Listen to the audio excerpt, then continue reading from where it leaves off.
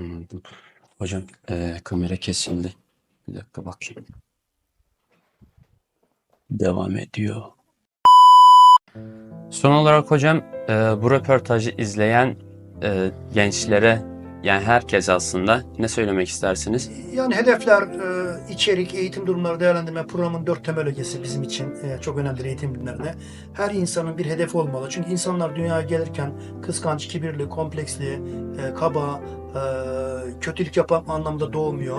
Gelişim süreçlerindeki izledikleri yollar onu iyi ya da farklı noktalara götürüyor. Yani tercih ve karar insanlarda. Tabii bunu yaparken de donanımlı olmak lazım. Yani okumak, araştırmak, incelemek, yazmak. Tabii bir yandan da hayat mücadelesi devam ediyor. Maslow'un ihtiyaçlar piramidi karşımızda duruyor. Bunu göz ardı edemeyiz. Bunu göz ardı edemediğimiz için de yani bir yandan kendi ihtiyaçlarımızı karşılarken bir yandan da zihinsel, ruhsal olarak da kendimizi nasıl geliştirebiliriz? Nasıl daha çok araştırma yaparız? Nasıl daha çok kendimize donanım katarız? Bunun peşinde olmak lazım. Ben nacizane kendi hayatımda bunu uygulamaya çalışıyorum. Benim ruhumu ne besliyor? Benim zihnimi ne besliyor? Biraz bunların peşinde oluyorum. Yani bir yandan maça gidiyorum.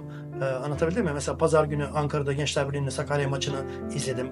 Oradan böyle bir rahatlama olarak döndüm. Oturdum onunla ilgili bir yazı yazdım. Sonra işte bir makalem vardı, onu tamamladım. Yani aynı şekilde siz de mesela derslerinize devam ederken bu tip yayın işleriyle uğraşıyorsunuz. Bu çok önemli bir şey. Bunu söylemek isterim. Yani herkesin kendi yeteneği ve kendi kulvarında mutlaka yapacağı çok şeyler vardır diye belirtmek isterim.